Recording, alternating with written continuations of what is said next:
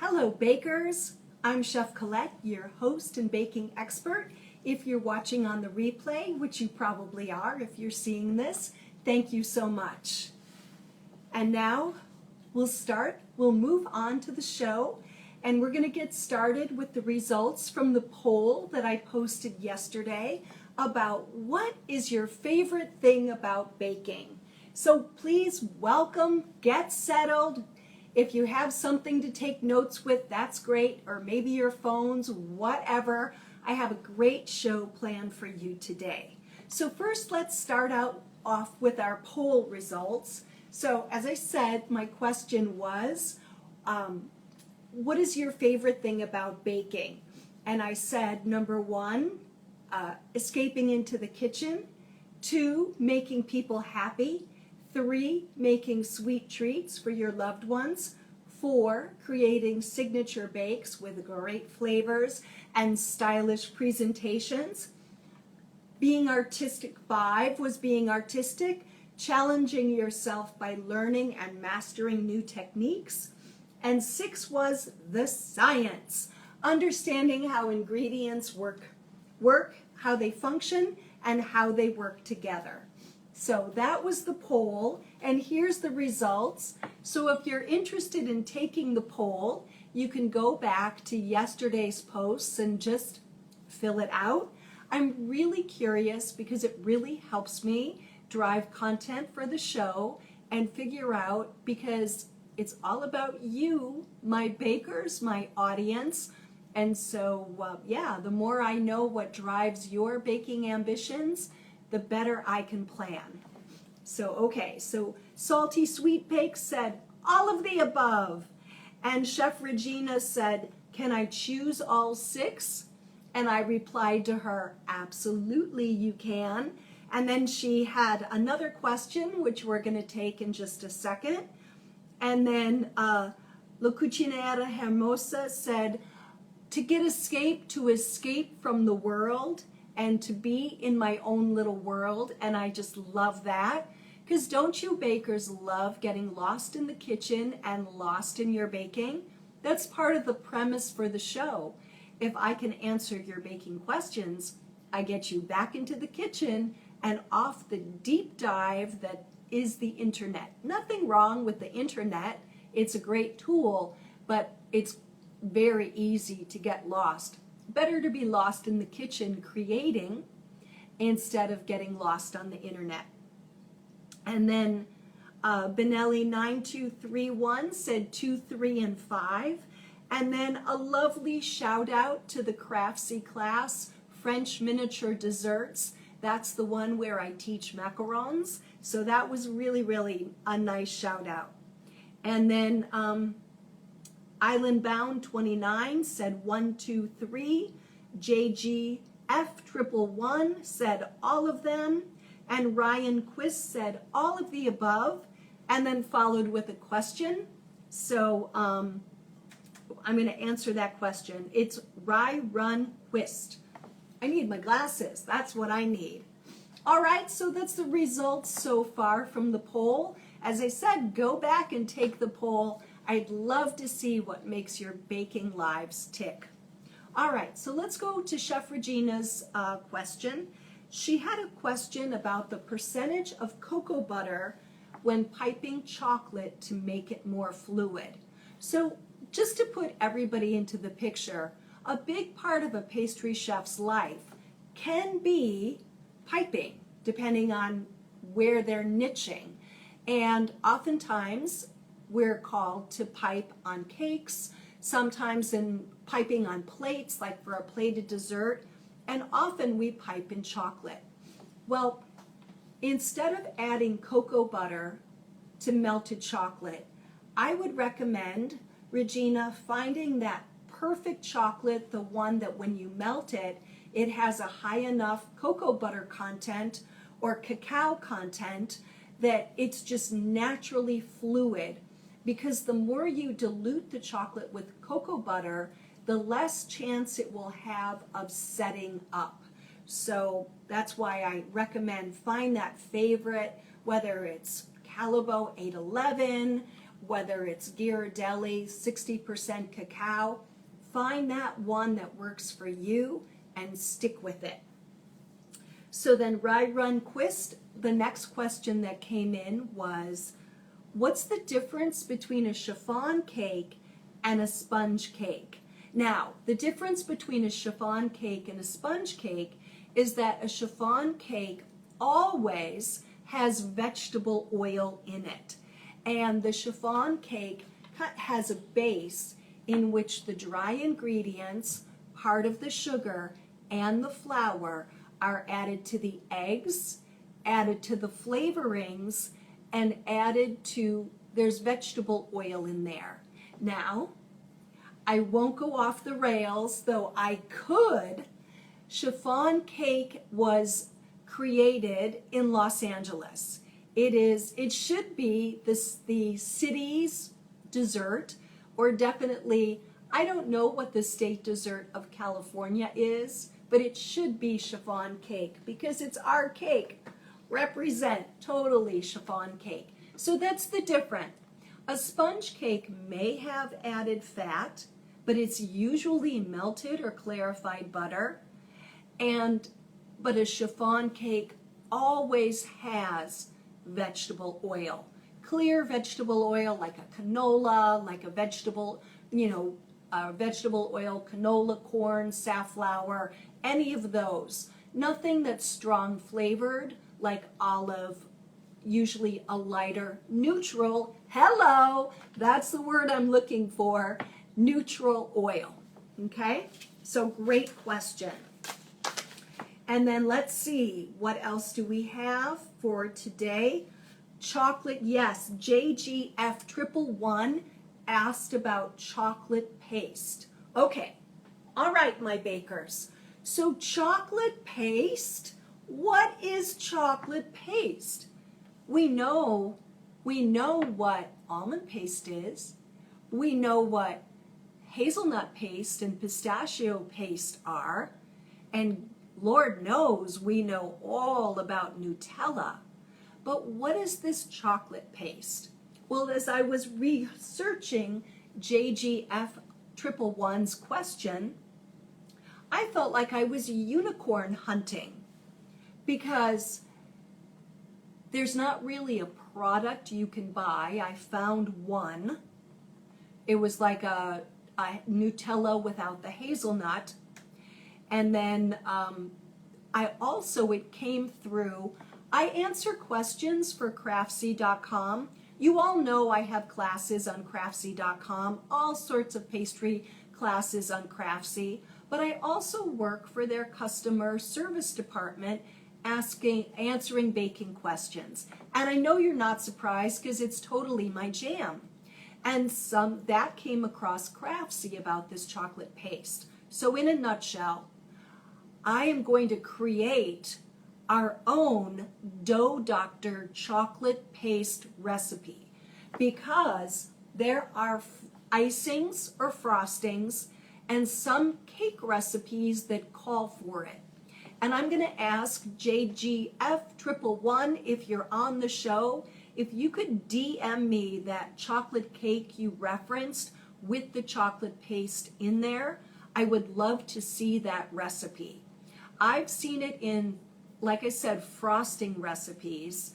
And I was thinking maybe ganache would work, but I don't know. It looks like more of a combination. These pastes are made with cocoa powder, milk powder, sugar, fat, and water. So we're going to put a pin in that one, JGF111. Please DM me that recipe if you can. And we're going to solve the mystery of the chocolate paste. Okay, that would be great. Because as I said, I've seen it in icings and frostings, but not in cakes. It's very, very interesting. Maybe we'll invent a whole new thing. Well, maybe not, or expound. It's clearly it exists, but it is kind of hard to find. Again, I felt like I was unicorn hunting. But great question, and we love to get those, creative juices going and take a deep dive and find out What is this? How do we make it? Because we're so into our DIY. And what do we use it for? 3 things. Our last question came from our baker, Cyrus. Cyrus messaged that he visited his daughter and they had gone to a restaurant and enjoyed some yummy garlic rolls, garlic knots to be specific. And we have that great roll recipe. Remember Thanksgiving time when we were making dinner rolls for Thanksgiving? Well, that's a master recipe. So what I'm doing, again, this is one we're going to put a pin in because I'm testing a recipe, the master roll recipe, adding just a smidge of garlic powder to the flour to permeate but not overwhelm with garlic flavor. And then the butter, here's the thing with something like garlic knots. You have to hit them with a good garlic butter the minute they come out of the oven. They're golden brown, they're hot. And bakers, this is a lesson for you. And this goes for anything you might be glazing. Like for those of you, if you like to make bundt cakes and you want to hit them with a syrup when they come out of the oven, you want that product to be warm. It will be more absorbent. And one more tangent, I know I'm queen of the tangents, one more tangent about glazing is that, and when to add, when is it a benefit for the product to be warm? So I talked about these garlic knots, and I'll do a tutorial this week. I've been trying to post, I have a new overhead camera, so I've been trying to really master it. So I will post a tutorial on the garlic knots and the formula that, the adaptation from our master recipe. Maybe Thursday, that'll hit the website. I'll make sure that it's, everywhere so you guys can find it. And then also how to shape them, because it's actually, those knots are very easy shaping, and I think you guys might really enjoy it. So I watch for that. But where was I?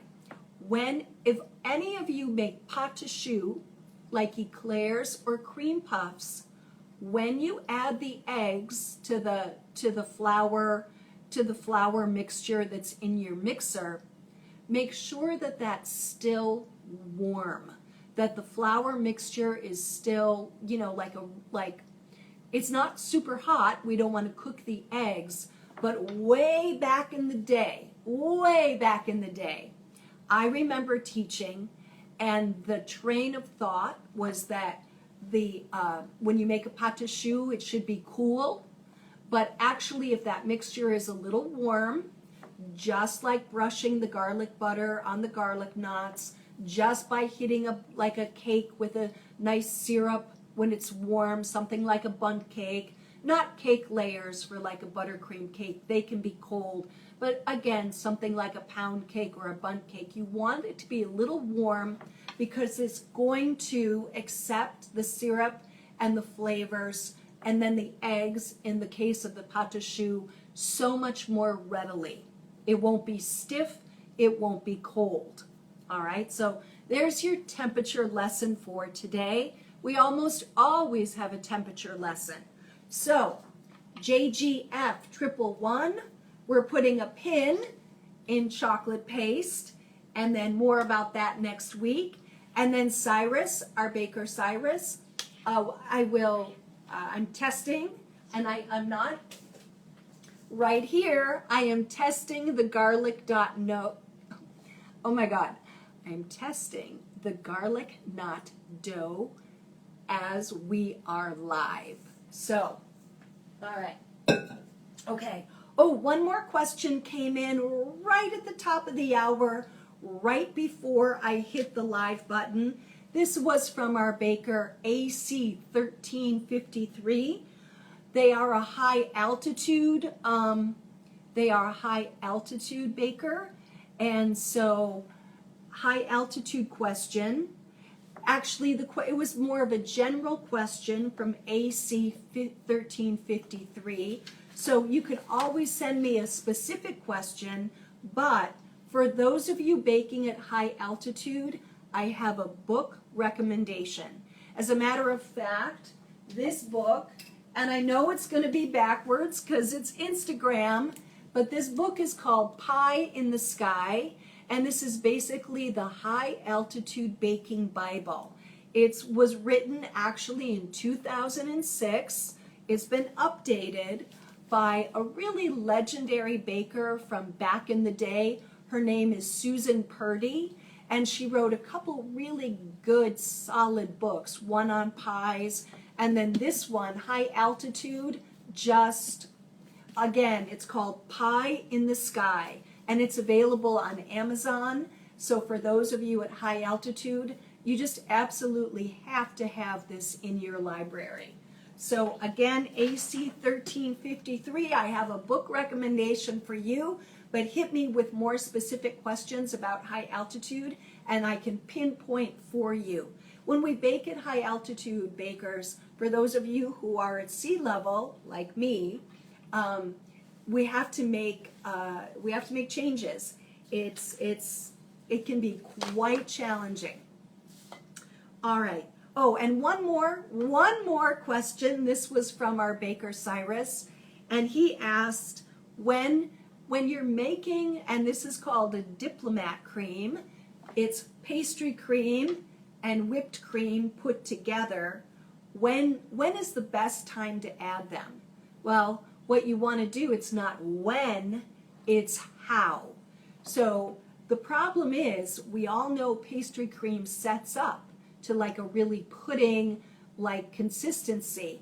And bakers, when you're mixing it and softening it, you don't want to overdo it because those starch bonds are never going to get tight again. So Cyrus, what you want to do is you want to add a third of the whipped cream at a time and just kind of, this might sound weird, but basically temper it into your pastry cream, and that should work out really, really well.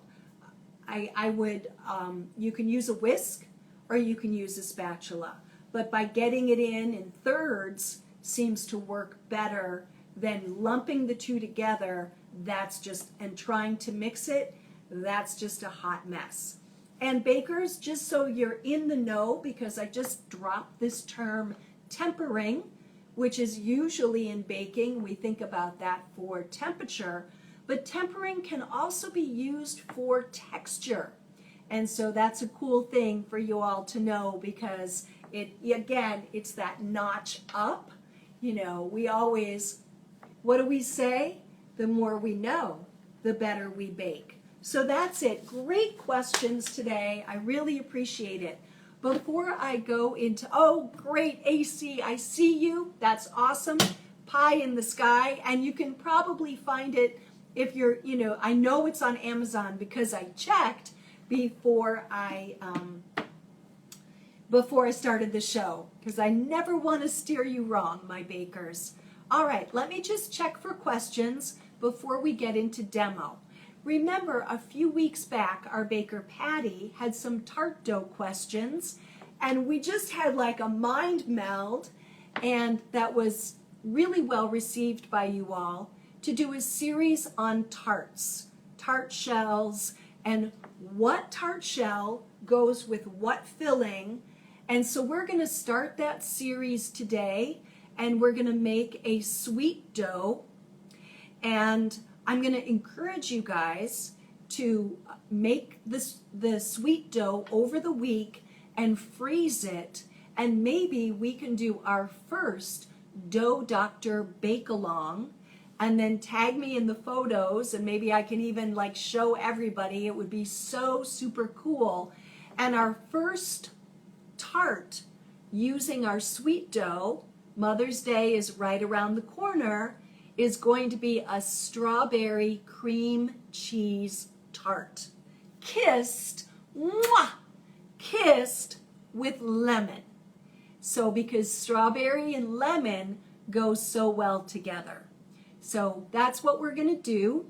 So this week we'll make the dough, and we're just going to build until we get that tart finished. so I'll keep you posted, all right? But you got to promise me to tag me in those tart photos.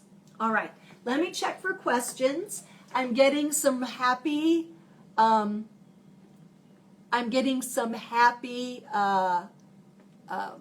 new questions, and great comment from our baker, Wendy. She's working on a Bakewell tart this weekend, and she says it's so good.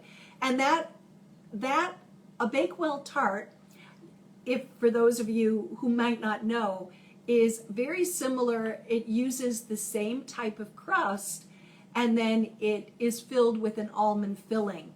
So let's talk. Remember at the end of last week's class, I said I would talk about the differences between a sweet dough, a pâte sucrée, and at the very end, we'd get all Italian, and we would talk about pasta frolla, which is the beautiful Italian tart pastry that is used throughout Italy and Italian baking. We're going to start with this sweet dough first, and I'm going to tell you why you would choose sweet dough over other pie doughs. Let me grab my notes so I don't forget anything. All right, we're done with questions. So number 1, sweet dough is not baked without a filling, all right? The other thing about sweet dough is that it is, instead of using water like we did with our flaky pie dough, and BTW, we did a lot of pie dough in November for Thanksgiving. So if you need a pie dough, just go back and use that recipe. We're going to be covering tarts over the next few weeks, okay? So sweet dough is not baked without a filling. So when we make our cream cheese filling, we're going to pour it into an unbaked shell, and we're going to bake the whole kit and caboodle together. And then at the end, we're going to garnish it with beautiful, beautiful strawberries, which are beginning to come into the markets. They're on sale. Their prices will continue to become even more reasonable. So this is a total win. Okay, so the other thing that happens is sweet dough obviously has sugar in it. And what this sugar does is it stops the gluten strands from forming too aggressively. So what it means is we can handle the dough a little bit more than we can like the flaky pie dough, because flaky pie dough usually has a super low percentage of sugar, all right? So the first thing I'm going to do, I have the ingredients all measured out. Everything is weighed with the exception of a small amount of baking powder. Yes, I know that's a little weird, but I'll explain. I'm sorry, I lost my train of thought. The baking powder, the small amount of baking powder, helps with the ingredients bonding together, and it also helps the dough expand enough so that it stays, this is going to sound so weird, but it stays conformed to the pan, which is so important. Next week, I'll talk about tart pans, or maybe I'll grab them and show you what I'm thinking for tart pans. That's what I'll do, because we're just going to mix this dough and it won't take very long.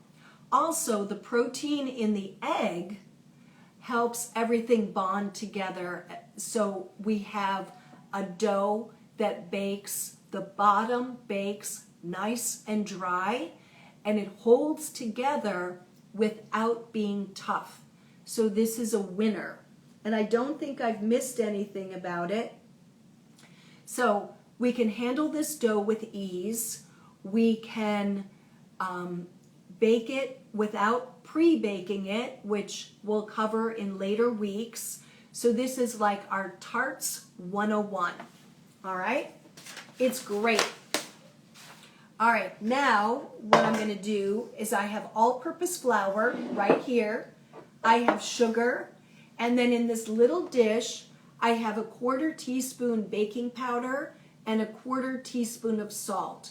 Now, I apologize. I know I'm always like saying weigh everything, and I want you to weigh everything, but if you don't have a micro scale, it's impossible to weigh these ingredients. And I've talked about it before. A micro scale looks like this, and it weighs tenths of grams. You can get them on Amazon for under $10, but not everybody has it, and you don't really need it. So sometimes I'll revert back to teaspoons, and I just apologize. I don't want you to think I'm a hypocrite, but sometimes it just makes things easier. Okay? So what I'm going to do is I'm going to sift my flour, my sugar, my salt, and my baking powder. I'm using fine sea salt because it'll go through my strainer, and it's good. All right, and then we're going to actually use our hands to break the butter up into the flour mixture. The one thing I don't have set up, the eggs are not set up, because I've got to show you something really important. Many of you may know this, but some of you may not, and I'm never going to assume. It'll be a refresher for those of you who know this. So this formula and this, I know I stepped out of frame.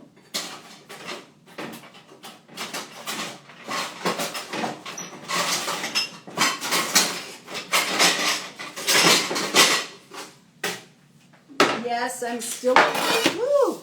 I'm still alive. Oh my God, anything can happen when you're live. But we are making a tart this size, okay? And this is about almost a 10-inch tart pan. Pretty standard. Put it in the comments if you have one of these in your baking equipment pantry. Okay? All right. We'll talk more about pans next week, but if you have to excavate, that's what you're looking for. Okay, so now this recipe will make enough for one of those tart pans, and it uses 63 grams of egg. Well, this egg right here, grade A large, should weigh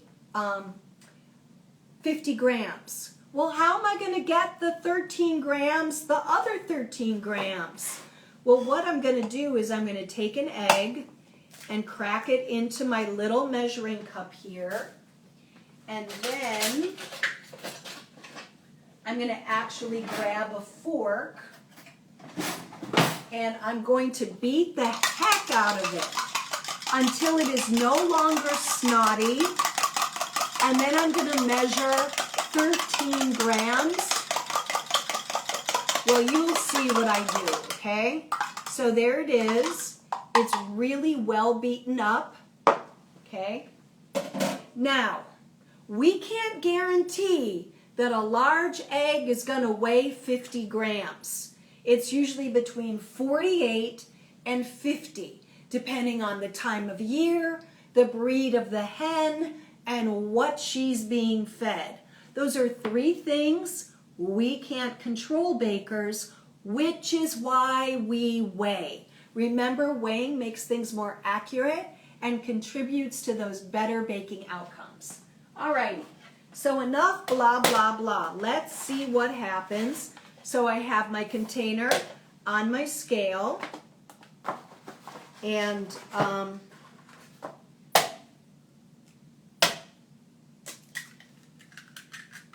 49 grams, all right? Then what I'm going to do is I'm going to pour this beaten egg, just enough, there we go. I hit 63, I'm good. But because I'm going to use this kind of like water, right? I'm going to use this like water in our tart dough. I'm going to beat this up too.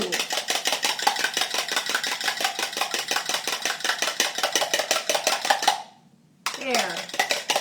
Because I just don't want it to be snotty, because that sort of weird egg white protein might not mix as well. And then this, don't worry, I can use this as an egg wash, maybe on those garlic knots. All right, so there we go. Now we're ready to rumble, bakers. So I'm going to clear. So I have my sifted dry. And the butter is not ice cold, but it's not melted. It's been sitting out for about 35 minutes. So again, it's still cold, still very separate. And what I'm going to do is cut into little pieces. I'm going to dot it over the flour, or sprinkle, or whatever descriptor you like. Now the percentage on this, whoa, I'm just tearing up the place today.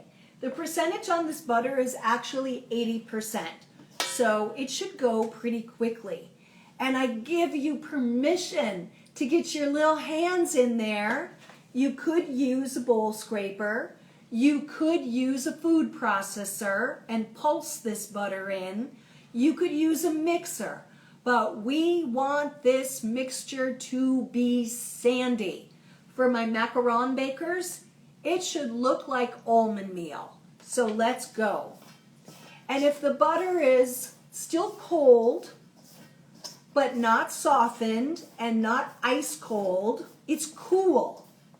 So put it in the comments. Do you know what I mean by cool butter? Okay. And you can just get your thumbs in there and you can just work that butter in. We want all the raw bits of butter to disappear. All the raw bits of butter to disappear. We're also working moisture through the dough because we're releasing the water that's in the butter.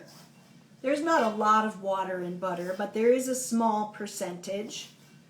It's fat, milk solids, and water is the composition of butter.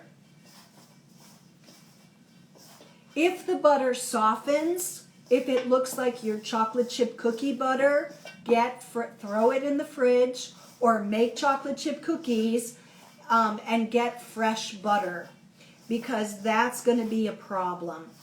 So you see how sandy this is, bakers? See this? Very sandy. And I want to make sure, I don't want to have any raw pieces of butter, so I'm making sure that they are all mixed. Now there may be some of you out there who are like, oh my God, I have hot hands. You know who you are if you have hot hands. And that's a very lovely thing to have, but it's not really great for, the butter could start to melt, which we don't want. And it's not really great if you're a chocolatier to have hot hands. But if you do, then you could use the bowl scraper that I have sitting right here to mix it, to chop in the butter. But you got to really go at it, because this does not look like our pie dough bakers, not at all. It looks like crumb topping. That's it. You want it to look like crumb topping. So now I'm going to stop. And I'm going to take this 63 grams of egg. Remember, we had our one egg, 49 grams. Then I added 14 grams of the beaten egg. And then so that it would go in nicely, I beat it all up, because egg whites, you all know egg whites, they can be very stringy and it wouldn't mix as prettily. We want it to mix in a nice way. So I'm just going to dump this over the top, and I'm going to get my bowl scraper, and I'm going to just work the egg into the butter and flour. Now there is a little bit of a trick here for this, and that is you want to make sure, and that's why mixing it is the real game changer, you want to make sure that there's no bits of egg yolk.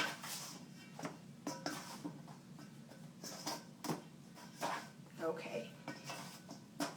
So we want to make sure. So what am I trying to say? You're like, what are you saying, Shep? Well, we want it to look uniform without any splotch of bright yellow. Uniform without any splotch of bright yellow. So this went together very nicely. I'm really happy with this. And what I'm going to do is I'm kind of stroking it with the bowl scraper, making sure there's no raw egg. And there's not, of course there's raw egg in it. What I meant is splotches of egg yolk. And then this is going to get wrapped in plastic wrap. And I'm going to actually show you how to do that before we sign off for today. Because when you're working with a pie dough and a tart dough, anything that you're going to roll out in that family of desserts, it's really great to get it like about a 1/2 inch thick. So let's work on that. I have my stretch tight right here. Stretch tight. Whoops. I just broke the zipper off. Okay. Now I'm going to what I'm going to do, and what I would like you guys to do if you want to participate in the bake-along, is to make this dough, and then let me just get it flat. Let me get this out of the way because you can't see. So what I'm going to do right now, it's about an inch thick. So I'm going to fold my edges in, leave a little bit of a space.